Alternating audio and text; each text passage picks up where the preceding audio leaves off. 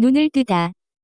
김희진이 힘겹게 눈을 떴다. 지금의 상황을 판단할 수 없었다. 자신의 알몸에는 옷과 담요가 덮여 있다. 주위는 어둡다. 차 뒷자리인 것 같았다. 히터를 틀었는지 춥진 않았다. 앞자리에서 사람들 이야기하는 소리가 들렸다. 여자와 남자. 무슨 내용인지는 모르지만 둘은 친근한 대화를 나누고 있었다. 희진은 메스꺼움을 느꼈다. 지금 일어나야 하는지 계속 모른 척 누워 있어야 하는지 잠시 숨을 죽였다. 펜션에서 샤워를 하고 나오다가 검은 옷의 남자와 마주했다. 목을 조여오던 손길, 그리고 의식을 잃었다. 여기는 어딜까? 얼마나 큰 위험에 처한 걸까? 깬 것 같은데? 여자의 목소리가 들렸다. 희진은 공포에 질린 채 몸을 움직였다. 겁먹지 말아요. 천천히 일어나요. 여자는 희진을 안심시키려 애썼다. 희진은 몸에 둘린 담요를 꼭 움켜쥐고 주위를 살폈다. 차 밖은 암흑이었다. 아무것도 보이지 않았다. 옆에 있는 옷 입어요. 여기 사방으로 아무것도 없어요. 도망칠 데 없으니까 우선 옷부터 입어요. 무서운 짓 안 할 테니까. 여자는 희진이 달아날 수 없다는 것을 명시하면서도 부드러운 말투로 안심시키고 있었다. 보조석에 앉은 여자는 30 중반, 잘해야 40으로 보이는 꽤 미인인 정도가 아니라 놀랍도록 아름다운 여자였다. 희진이 누운 옆에는 속옷부터 외투까지 가지런히 개어져 있었다. 아까는 미안했어요. 운전석의 남자가 말했다. 자신의 목을 조인 남자 같았다. 왜, 지금, 이게 뭐죠? 김희진은 이곳이 이승인지 저승인지도 구분이 안 갔다. 납치, 일종의 납치예요. 당신 납치된 거예요. 여자는 너무도 태연히 말했다. 그리고 뒷자리에 손을 뻗어 옷을 집어 건넸다. 희진은 지금의 상황을 도무지 현실로 받아들이기 힘들었다. 담요를 내리자 몸은 샤워를 마친 알몸 그대로였고 머리는 아직 덜 말라 있었다. 시간이 그리 오래 지나진 않았나 보다. 희진은 정신이 없는 상태로 옷을 입었다. 속옷, 청바지, 티셔츠 모두 준비해둔 것처럼 몸에 꼭 맞았다. 남자는 희진이 옷을 갈아입는 동안 앞만 보고 뒤돌아보지 않았다. 여자만 감시의 의미인지 옷을 갈아입는 내내 지켜보았다. 옷을 다 입자 여자는 희진에게 따뜻한 캔 커피를 건네며 말했다. 우리가 반가운 만남은 아니지만 지금부터 일종의 제안을 할 거예요. 여자는 사진을 들어보였다. 사진은 유치원에서 나오는 딸을 안고 있는 김희진의 사진이었다. 희진이 당황하는 눈빛을 보였다. 언제부터 이 사람들이 자신을 감시해 온 건지 온몸에 소름이 돋았다. 당신들 누구야? 희진은 딸의 사진을 보자 자제력을 잃었다. 진정해요. 제안대로만 하면 아무 일도 없을 거예요. 물론 당신에게 선택권은 없어요. 희진 씨는 내일 저랑 같이 마카오로 떠날 거예요. 조용히 사라지는 거죠. 얼마가 될지는 모르겠어요. 당신은 죽은 사람으로 될 거고, 당신 딸에게는 아무 일도 일어나지 않을 거예요. 희진의 입에서 어이가 없다는 듯 작은 탄식이 흘렀다. 내가 안 따라가면요? 여자는 다시 사진을 들고 흔들었다. 당신에게 선택권은 없어요. 아무데도 연락해서도 안 되고, 아무에게도 도움을 요청해서도 안 돼요. 중간에 달아나도 안 돼요. 그냥 내일 저랑 마카오로 가면 됩니다. 내일 오후에 상해로 가서 마카오로 가게 될 거예요. 가서도 위험은 없을 겁니다. 비교적 편안한 생활도 할 수 있어요. 보장하죠. 김희진은 이 억지스러운 제안에 기가 막혀 어떻게 대응해야 할지도 감이 안 잡혔다. 자신의 목을 조르고 납치까지 하고 태연하게 앉아있는 남자하며 처음 보는 여자의 황당한 협박과 제안이며 머리가 어지러웠다. 아, 제 이름은 배여경이에요. 당분간 함께 생활할 거예요. 배여경이 손을 내밀었지만 김희진은 여전히 어이없는 얼굴만 하고 있었다. 배여경은 어쩔 수 없다는 듯 어깨를 으쓱하며 손을 거뒀다. 제 이름은 이혜강입니다. 남자도 그제야 고개를 돌려 예의 바른 인사를 했다. 희진의 입에서는 어이없는 탄식이 계속 새어나왔다. 당분간이라면 얼마나요? 희진은 정신을 차리려 했다. 무슨 상황인지는 모르지만 자신은 큰 덫에 걸린 듯 했다. 한국에서 일이 끝날 때까지요. 배여경은 애매한 대답을 하면서 미소를 지었다. 감시를 위해서인지 배여경이 희진 옆으로 자리를 옮기고 차는 출발했다. 왜 제가 여기 있어야 하는지 그것만이라도 알려주셔야 하지 않을까요? 김희진은 조금 흥분한 투로 말을 했다. 도대체 어디서부터 일을 풀어야 할지 몰랐다. 배여경이 김희진의 손을 꼭 잡았다. 우린 어느 환경에 태어나 자이든 타이든 계속된 선택을 하죠. 사람들은 자신이 옳다고 생각하는 대로 행동하는 거고, 지금 이 시점에 당신이 그 자리에 있었기 때문이에요. 이남조의 아내로 당신이 거기에 있었어요. 배여경은 알 수 없는 이야기를 건네고 미안함 때문인지 위로하기 위함인지 희진의 손을 더 꼭 잡았다. 그대로 해강이 차를 몰고 간 곳은 외진 곳의 단층짜리 허름한 게스트 하우스였다. 주변에 다른 집은 보이지 않았다. 뒤로는 밭이 펼쳐져 있었고 앞으로는 차가 별로 다니지 않는 도로가 있었다. 해강은 배여경에게 자동차 키를 건네고 게스트 하우스에 미리 주차해둔 다른 차로 갈아탔다. 떠나기 전에 해강은 희진에게 한마디 했다. 배여경 씨 말을 잘 따라 주었으면 합니다. 불필요한 희생을 더는 만들고 싶지 않아요. 협박인지 경고인지 모를 말을 남기며 해강의 얼굴은 꽤 슬퍼 보였다. 게스트 하우스는 가정집을 개조했는지 일반 가정집 느낌이 났다. 방이 3개의 거실과 연결된 주방, 욕실이 하나 있었다. 배여경은 소파에 앉아 TV를 켰다. 개그 프로를 틀어뒀는데 침묵을 깨려 틀어둔 것 같았고 보고 있는 것 같지는 않았다. 희진은 여경의 눈을 피하려 화장실에 혼자 들어갔다. 화장실 창은 성인 하나가 빠져나갈 수 있는 크기인데도 잠겨있지 않았다. 여경은 희진을 감시하고 있지 않았다. 단속의 의지도 없어 보였다. 딸을 인질로 잡고 있으니 감시할 필요가 없다고 여기는 듯했다. 희진은 어디로든 달아날 수 없는 무력감과 왜 자신에게 이런 일이 생겼을까 하는 절망감이 밀려들어 욕실 구석에 쪼그리고 앉아 울음을 터뜨렸다. 남편 이남조 때문이라고 여자가 말했다. 무슨 원한을 산 건가? 아니면 거대한 음모에 휘말린 걸까? 남편이 떳떳한 일로 그렇게 많은 돈을 가져다주는 게 아니란 건 알았다. 하지만 남편만 그러는 게 아닐 텐데. 그 많은 권력가들이 남편과 비슷하게 살아왔고 그 돈을 쥐어주고 부당이익을 보는 사람도 많았을 텐데 왜 꼭 자신이어야 했을까? 희진은 왜 꼭 그게 자신이냐고 묻다가 곧 그 모든 일이 자신이 저지른 일일지도 모른다는 생각이 들었다. 부당하든 어쨌든 그 부와 권력을 탐한 죄, 자신에게는 그 죄가 있었다. 희진은 눈물을 닦고 화장실을 나왔다. 눈물을 보여 상대의 우위를 허락하고 싶지 않았다. 배여경은 식탁에 앉아 있었다. 식탁 위에는 빵과 잼, 우유, 포장죽이 있었다. 배고프면 먹어요. 배여경이 우유를 한 잔 마시며 말했다. 희진은 눈물을 삼키는지 입을 꾹 다물고 식탁에 앉아 빵에다 잼을 가득 발라 우유와 함께 먹었다. 지쳐서도 안 되고 약해져도 안 된다는 듯 강단 있게 먹어치웠다. 배여경이 그런 희진을 보고 피식 웃었다.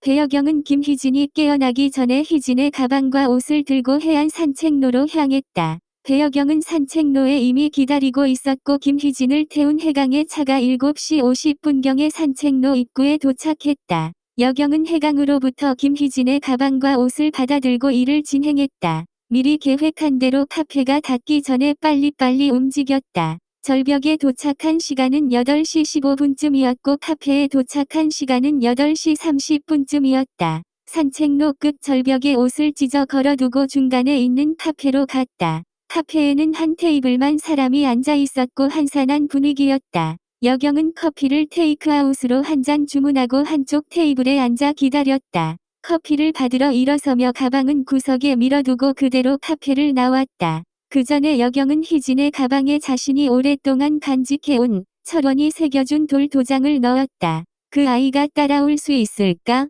해강은 배여경과 김희진을 게스트하우스에 데려다 주고 차를 몰고 제주관광기지 설립 기념행사장으로 향했다. 가는 길에는 제주관광기지 건설을 반대하는 한 무리의 사람들이 보였다. 그리고 그들을 향해 용역들이 몽둥이를 휘두르는 모습이 보였다. 해강은 그 모습을 차창 밖으로 바라보며 호텔로 차를 몰았다. 김준익을 우두머리로 원정을 온 용역들이었다. 저항이 심한 곳 어디라도 평정하겠다는 듯 김준익은 투쟁이 거센 곳마다 나타나 무자비한 몽둥이질과 발길질을 보여주었다. 김준익 역시 제주도까지 찾아와 일을 하기는 처음이었다. 누군지 용역을 요구한 사람이 꼭 김준익이 오기를 바랐다고 한다. 이 바닥에서 준익의 명성이 자자한 탓인지 가끔 꼭 집어 준익을 요구하는 곳이 있긴 했다. 그런 곳에게는 타협의 여지가 없거나 너무 오래되어 마무리를 짓고 싶다거나 투쟁하는 사람들이 강경하게 나온다거나 대체로 험한 환경이었다. 그런데 이곳은 사람 수도 너무 적었고 노인과 성직자, 여자들이 대부분이었다. 단단히 죽여놓을 작정으로 쇠파이프를 들고 봉고차에서 내렸는데 조금 당황스러웠다. 그들은 크게 저항하지도 않았고 그냥 자리에 버티고 앉아 있었다. 준익은 잠시 주춤했지만 쇠파이프를 꼭 움켜쥐었다. 큰 건 상관없었다. 평소보다 많은 돈을 이미 받았고 이곳의 상황이 어떤지는 자신이 알 바가 아니다. 준익은 테이프가 감겨진 쇠파이프를 더 단단히 쥐고 무방비로 앉아 있는 사람들을 향해 휘둘렀다. 시발, 꺼지라면 꺼지지 여기서 왜 지랄이야. 사람들의 비명소리가 들렸고 누군가의 머리에서 피가 흘렀다. 두 죽음. 이남조와 김희진의 사건으로 정신이 없는 동안 부산에서 두 죽음이 있었다. 하나는 K기업에 숨겨진 딸 장하나, 또 하나는 용역 김준익. 장하나에게서 김준익의 정액이 발견되었고 장하나는 백화점 9층 사장실에서 뛰어내렸다. 같은 날 김준익은 술을 마시고 엎드려 자다가 질식사했다. 다행인지 불행인지 김준익의 죽음은 기막힌 타이밍이었다. 김준익의 여관방에서는 돈다발과 그동안 청탁해온 사람들 이름이 적힌 수첩이 발견되었다. 수첩에서 장하나의 사진도 발견되어 장하나에 대한 김준익의 범죄는 확실히 입증되었다. 예상치 못한 수익이라면 김희진의 사진이 발견되었다는 거다. 장하나 사진과 같은 페이지에 꽂혀 있었는데 그곳에는 LNJ라는 이니셜과 금액이 적혀 있었다. 김희진과 관련된 LNJ라면 이남조이겠지만 이니셜만으로 확신을 할 수는 없었다. 김희진은 자기 발로 공항을 나가는 것을 확인했고 그렇다면 김준익의 수첩에서 왜 김희진의 사진이 발견된 걸까? 이거 뭔가 사건 희한하게 돌아가네. 철원은 수첩을 한참을 들여다보며 휘황한 얼굴을 했다. 김준익 이놈, 김희진이 사라진 날에도 제주도에 있었어. 지난번에 용역들 와서 한바탕 난리치고 갔다던 제주관광기지 건설 반대 투쟁하는 곳 말이야. 김희진이 제주도에서 사라진 날 김준익도 제주도에 있었던 것을 확인했다. 모든 정황이 LNJ를 이남조라 말하고 있었다. 이남조가 김준익에게 시켜서 김희진과 장하나를 어떻게 한 건가? 이남조가 왜 그런 청탁을 했을까? 물론 장하나는 이남조가 의뢰한 게 아닐 수도 있다. 우연히 같은 페이지에 꽂혀 있었던 건지도 모른다. 범인이 죽어버렸으니 어디서 물어본다. 유명한 놈이더구만. 용석은 김준익 사체 사진을 들여다보며 말했다. 김준익이 죽은 여관방은 증거 보존을 위해 그대로 두었다. 워낙 거물급이 엮인 사건이고 의심스러운 점이 많아 신중을 기해야 했다. 이 사건을 통해서 미제 사건들의 실마리도 잡을 수 있지 않을까 하는 기대도 있었다. 무엇보다 K기업 장 회장이 강력한 지시를 내렸다. 애지중지 예뻐하던 딸은 죽고 그 범인마저 죽어버렸으니 응징할 누군가를 찾는 것이다. 김준익의 배후에 누가 있었다면 반드시 찾아 갈갈이 찢어놓을 작정인 듯 했다. 이렇게 많은 사람들한테 원한을 심어주었으니 살해 안 당한 것만 해도 다행이지요. 술 먹고 죽은 걸 다행이라 해야 하나? 철원이 김준익의 수첩에 적힌 빼곡한 명단들을 눈으로 훑으며 한숨 섞인 어조로 말했다. 수첩에는 누구나 알만한 기업과 사람들 이름도 꽤 보였다. 각 현장마다 다른 행동 요령들도 적혀 있었는데 하나같이 저질스런 방법이었다. 정말 질식사라고 생각해? 용석은 고개를 저으며 의심 가득한 눈빛을 보냈다. 뭔가 이상하다고 생각 안 들어? 누군가 장하나를 겁탈하도록 시켰어. 김준익은 장하나가 누군지도 모르고 덮쳤겠지. 곧 일이 밝혀지면 김준익쯤 잡히는 건 금방일 테고, 그럼 이놈한테 일 시킨 사람도 드러날 테니까 제거된 거지. 철원은 아주 일리 있는 말이라고 고개를 끄덕였다. 그런데 김준익을 죽인 놈은 프로란 말이야. 흔적 하나 안 남기고 죽였어. 그리고 질식사처럼 위장까지 했지. 철원은 다시 고개를 끄덕였다. 용석은 좀 더 생각을 집중하는 얼굴로 말을 이었다. 근데 이 수첩과 사진, 이건 왜 남겨둔 걸까? 제일 먼저 이 증거를 없애고 싶지 않았을까? 용석은 정육칼을 떠올리고 있었다. 죽은 방식이 정육칼과 비슷했다. 김희진 사건에 남겨둔 흔적처럼 이번에도 따라오라는 거야. 자신이 의도한 대로 따라오라는 거겠지. 이야기를 듣는 철원은 김희진과 배여경을 떠올리고 있었다. 이남조의 아내 김희진, 이남조의 하수인 김준익, 김준익에게 당한 장하나, 그리고 김희진과 함께 떠난 배여경. 도대체 무슨 상관이 있을까? 김희진은 김준익에게 당할 걸 알고 달아난 걸까요? 순간 철원이 해낸 생각이다. 그렇다 해도 풀리지 않는 의문들은 너무도 많았다. 남편이 김준익을 시켜 자신을 해코지할 것을 알았다면 최진영에게라도 말했어야 하지 않을까? 급한 상황이라 말할 여력이 없었다면 어떻게 위조된 여권을 미리 준비했다는 듯 가지고 있었을까? 배여경은 김희진을 도우려 나타난 것일까? 그렇다면 최진영의 차는 왜 바가 시간을 벌었을까? 김희진과 미리 알았다면 바로 함께 떠났으면 됐지 그런 번거로운 과정들이 왜 필요했을까? 용석은 알 수 없다는 표정을 지었다. 이남조가 김희진에게 해코지하도록 교사한 건 그렇다 치고 장하나는 왜 그랬을까요? 용석은 고개를 저었다. 그게 의문이긴 한데 장하나네 기업이랑 정치적인 문제가 있었는지 모르지. 철원은 바닥에 떨어져 머리가 도자기처럼 깨져버린 장하나의 사진을 보고 얼굴을 찌푸렸다. 어쨌든 이번 사건 골치 아프게 됐네요. 대기업 딸이랑 전 경찰청장 부인이라니. 용석은 김준익의 죽음과 정육칼의 죽음이 비슷하다는 생각을 했다. 저항의 흔적 없이 질식사한 후 자살이나 우연사로 위장한 점, 겉으로는 표가 나지 않지만 강한 충격으로 내장이 파열된 점, 이건 아직 예감에 불과했지만 자꾸만 둘이 연관 지어졌다. 그렇다면 정육칼과 김준익은 도대체 무슨 상관이란 말인가? 어쩌면 자신이 너무 정육칼 사건에 정신을 쏟고 있어 모든 게 연관되어 보이는지도 모른다. 자네, 이런 판례 알지? 내연녀를 모굴대를 쳐서 요 손가락 2개로 죽인 사건. 용석이 두툼한 검지와 중지를 모아 내밀었다. 아, 네 알아요. 그 사람 특공대 출신이었잖아요. 그래서 살인의 고의가 인정되었던 판례. 기억나요. 철원은 판례 전문을 읊을 기세로 눈을 반짝였다. 정육칼이랑 김준익도 그렇게 죽은 것 같아. 철원의 머릿속으로 사체들의 형상이 빠르게 지나갔다. 무슨 일이 일어나고 있는 거죠? 그날 부산의 밤은 날씨 때문인지 축제 때문인지 들뜬 사람들 마음 때문인지 몽글몽글한 공기를 품고 있었다. 부산국제영화제를 하루 앞두고 전야제가 분주하게 치러지고 있었고 그곳과 떨어진 허름한 횟집에 영화 제작자들과 감독들, 배우들과 장하나가 모여 앉았다. 회장님 따님은 이런 거 못 먹어봤죠? 나이든 제작자가 해삼과 소주를 건네며 말했다. 장하나는 쑥스러운 듯 소주잔을 받아 들고 웃기만 했다. 장하나는 활발한 성격은 아닌 듯 했다. 모두들 장하나가 장 회장의 숨겨진 딸인 것을 알고 있었고 앞으로 A엔터테인먼트를 이끌어 갈 거라는 것도 알고 있었다. 그 자리에는 이해강과 제니도 있었다. 장하나는 아직 이런 자리가 어색한지 말이 없었다. 근데 너무 어리다. 젊은 남자 감독이 던지듯 말했다. 어디서 툭 떨어진 젊은 여자에게 투자와 제작 지원을 위해 앞으로 잘 보여야 한다는 생각에 심사가 좀 뒤틀린 듯 했다. 원래 객기가 넘치는 감독이었는데 이번에도 생각나는 대로 말을 던진 것이다. 장하나의 얼굴이 붉어졌다. 영화가 뭔지는 알아요? 장하나는 받은 술잔을 비웠다. 술을 못 마시는지 얼굴이 더 붉어졌다. 제니가 눈치를 줬지만 젊은 감독은 멈추지 않았다.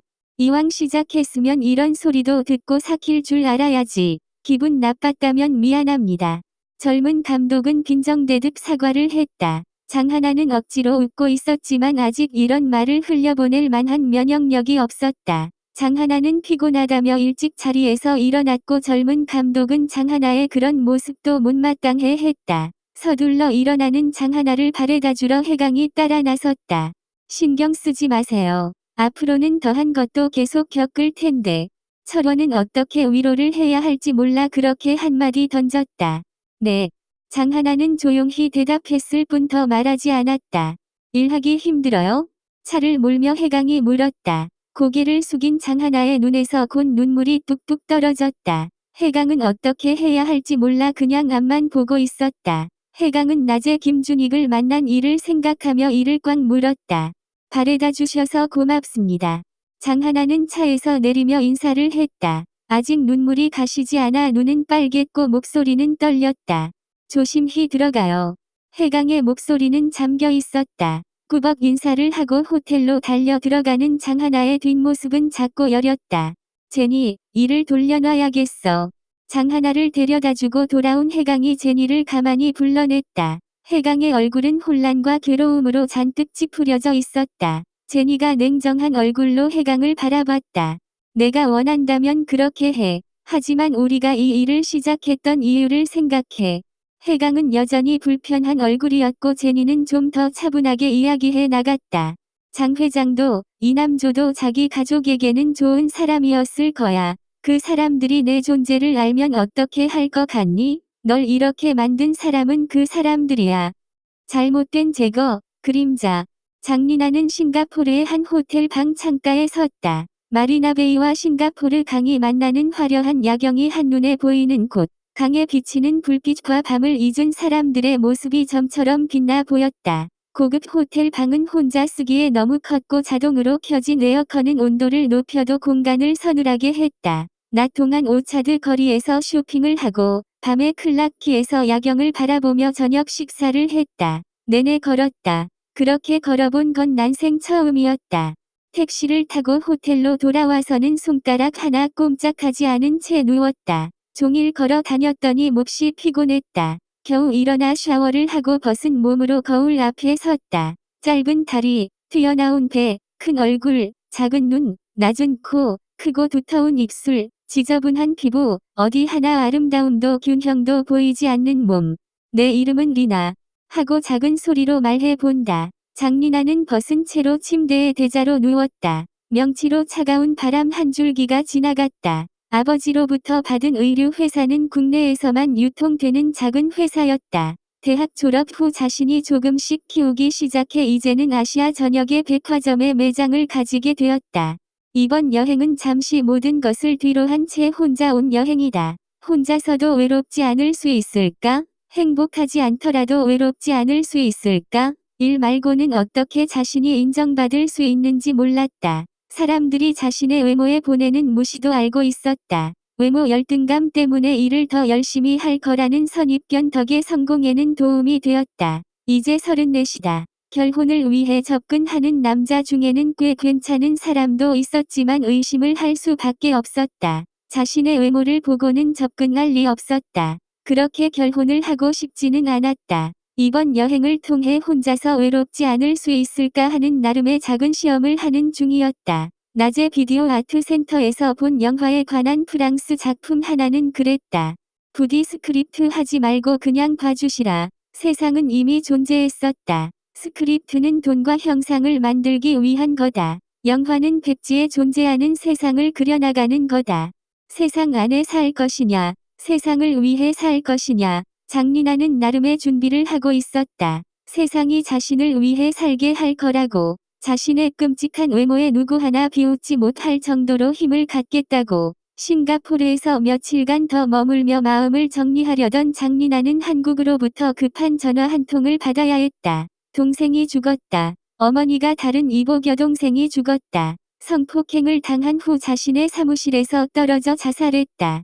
부산국제영화제가 있었다. 세계에서 온 배우들이 레드카펫을 밟았고 쉴 새 없이 카메라 플래시가 터졌다. 가드라인 뒤로 기자, 경찰, 수많은 인파들의 첩첩이 둘러싸여 배우와 감독들은 우아한 미소를 보냈다. 김윤도 기자들 사이에서 밀지 마세요. 밀지 마세요를 외치며 카메라 셔터를 눌렀다. 세계적인 행사답게 여러 매체에서 종일 영화제 면면을 보도했다. 배우들이 포즈를 잡는 포토월 뒤로는 스태프들이 분주히 움직이고 있었다. 그 중 한쪽에서 일은 하지 않고 껄렁하게 서 있는 김준익이 있었다. 까무잡잡한 피부에 스포츠머리, 작지만 단단해 보이는 몸, 작고 찢어진 눈, 살기나 느껴지는 눈은 마주보고 있으면 지레 겁을 먹게 했다. 김준익이 하는 일은 용역 깡패다. 떼인 돈 받아주고, 철거민들 몽둥이로 겁주고, 투쟁 현장에 벽돌 들고 박살 내주고, 돈을 받고 누군가 대신 손에 피를 묻히는 거다. 고등학교 중퇴하고 시작했으니 벌써 20년이 다 되어간다. 이제 이 바닥에서는 꽤나 이름이 났다. 이 일 말고 뭘 해야 하는지도 모른다. 사람마다 다루는 요령도 생겼다. 겁먹은 얼굴은 먼저 때려서 기선 제압을 해야 하고, 계기는 사람은 약을 올려서 상대가 액션을 취할 때 방어하는 척 두들겨 패줘야 하고, 카메라 들이밀고 협박하는 놈은 카메라부터 깨부수고 패야 하고, 이도 저도 안 먹히는 놈은 가족을 협박해야 하고, 이 일에는 이제 도가 텄다.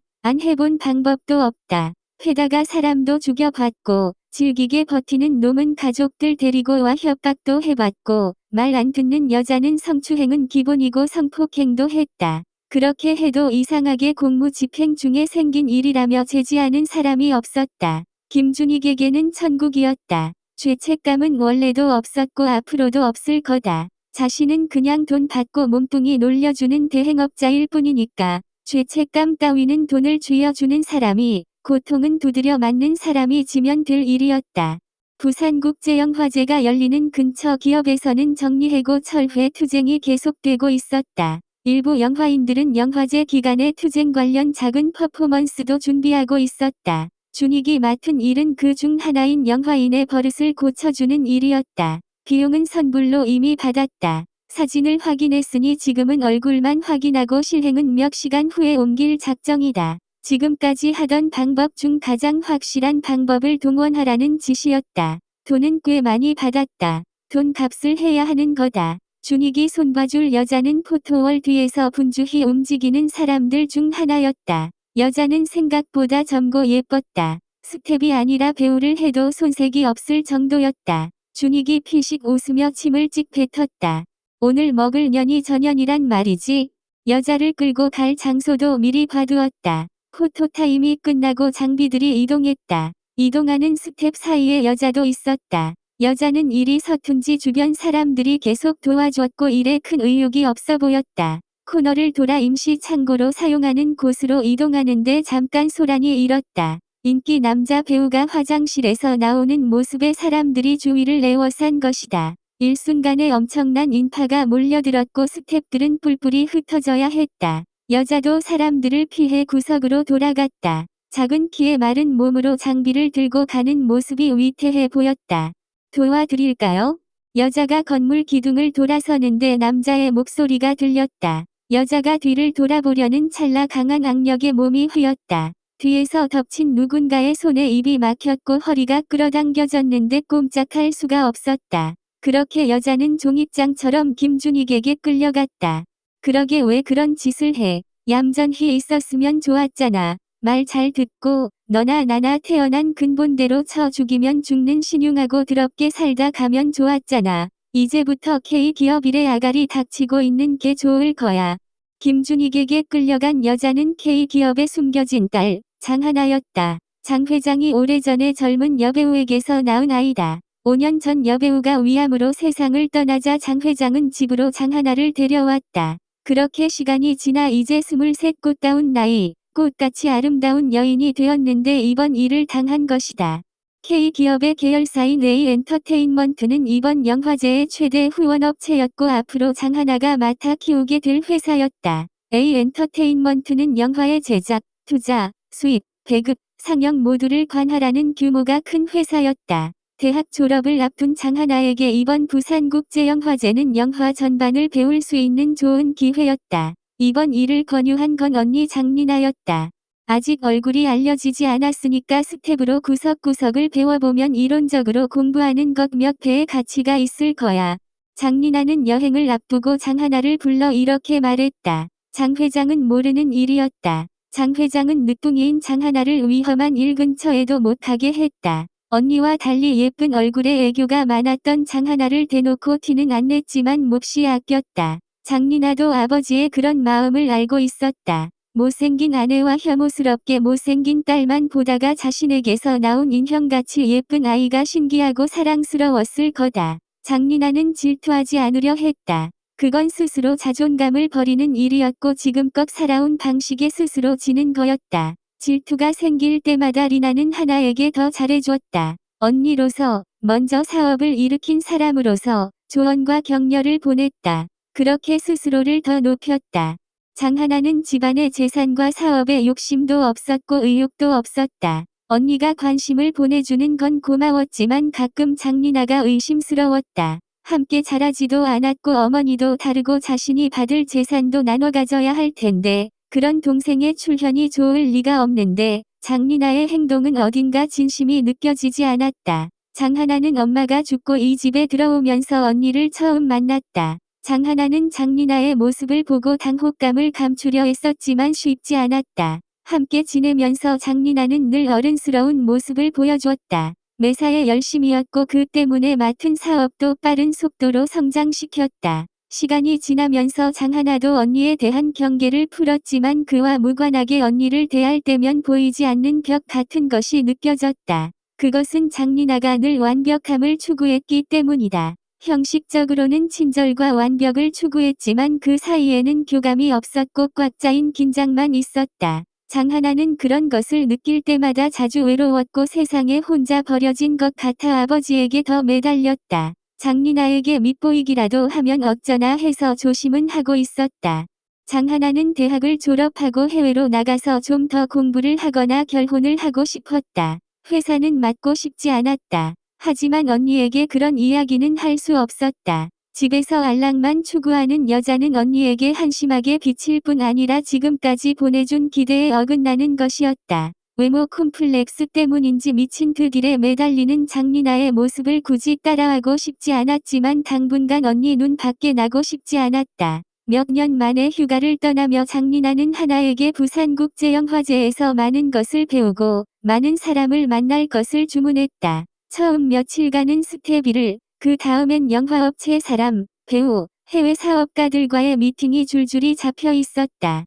장하나는 오늘 자신에게 무슨 일이 일어났는지 몰랐다. 도대체 왜 내게 이런 일이 일어난 걸까? 웬 더럽고 끔찍한 남자에게 그렇게 당해야 했을까? 장하나의 머릿속에 떠오른 사람은 딱 한 사람, 언니 장리나 뿐이었다. 남자는 더러운 입김을 내뿜으며 아버지 회사 일에 관여하지 말라고 했다. 자신에게 쌍스러운 욕을 내뱉으며 온몸을 더러운 혀로 핥으며 자신에게 더러운 년이라 했다. 그 남자는 장리나의 입을 대신해 말했던 거다. 장리나는 자신을 지금껏 그렇게 생각했던 거다. 첩에 따르면서 자신의 재산과 주변의 관심을 빼앗으러 온 더럽고 나쁜 년. 그렇게 여겼던 거다. 부산국제영화제에서의 스테빌도 모두 함정이었던 거다. 이렇게 잔인하게 내쫓으려 그렇게 점잖은 행동과 친절한 언니 노릇을 했던 거다. 말간이 자신의 손에 피 하나 묻히지 않고 고매한 인격에 흠 하나 남기지 않고 그 가증을 떨어왔던 거다.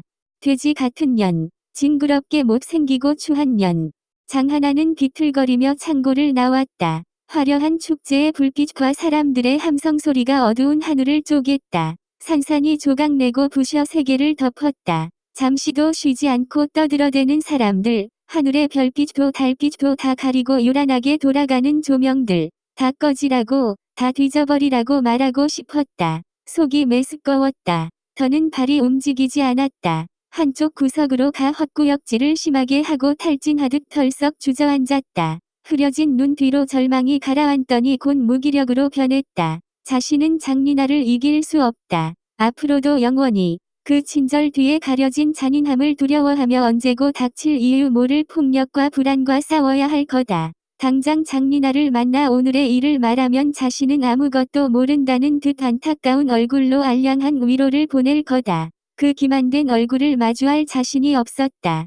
장하나는 쪼그라든 다리를 끌어안고 얼굴을 묻었다. 이제 도망갈 곳이라고는 무릎 사이에 박힌 작은 어둠뿐이다. 엄마가 보고 싶었다. 엄마는 지금 자신과 같은 나이, 23대 자신을 낳고 배우 생활을 접었다. 가끔 연극 무대에 서기도 했지만 5년 전 암으로 죽을 때까지 자신을 키우며 별다른 일은 하지 않았다. 아버지와 어떻게 만나 자신을 낳았는지는 몰랐다. 엄마도 그때 자신을 갖고 두려웠을까? 엄마와 함께 사는 동안은 그래도 좋았다. 세상에 내 편이 있는 느낌이었다. 교양이 있지도 애끓는 모성애가 있지도 않았지만 엄마가 보고 싶었다. 그때 누군가의 손길이 등에 닿았다. 괜찮으세요? 장하나는 고개를 들었다. 낯선 여자가 바로 앞에 서 있었다. 여자는 계속해서 걱정스런 눈빛으로 바라봤다. 무슨 일이에요? 망연히 울어버리고 싶은 눈빛이었다. 장하나는 잠시 여자를 바라보며 입을 달싹였지만 곧 여자의 손길을 뿌리치고 일어나 걸음을 옮겼다. 잠시 마음을 퍼지르고 싶었지만 처음 보는 여자였고 오늘 일을 이야기하기에 여자의 세상은 너무도 평온해 보였다. 아무 일 없이 멀쩡한 세상에서 살아갈 여자가 자신을 이해할 수는 없을 거다. 멀쩡한 세상의 모든 것이 증오스러웠고 죽이고 싶었다. 장하나는 휘청거리며 계속 걸었다. 죽이고 싶은 분노는 무기력과 함께 자신에게로 달려들었고 마지막 복수를 해야 했다. 장하나는 그 길로 부산의 백화점 사장실, 장리나의 방으로 갔다. 비서는 장리나에게 전화를 하는 것 같았다. 열어주라는 지시가 있었는지 별 제지 없이 문이 열렸다. 장리나의 방은 위압감이 느껴졌다. 거대하고 더러운 욕망으로 꽁꽁 쌓인 화려한 방에서 일을 하고 있을 장리나의 모습이 그려졌다. 가증스럽고 끔찍한 모습으로 단정히 앉아 자신의 힘을 즐기고 있을 장리나를 생각하자 저 아래 창자까지 뒤틀려 올라왔다. 장하나는 장리나의 자리에 앉아 펜을 들었다. 내가 얼마나 추하고 더러운지 모를 거야. 장하나는 펜을 내려놓고 창문을 열었다. 한쪽 벽면을 차지한 유리창의 귀퉁이에 난 작은 창으로 장하나는 잠시의 망설임도 없이 몸을 밀어 넣었다.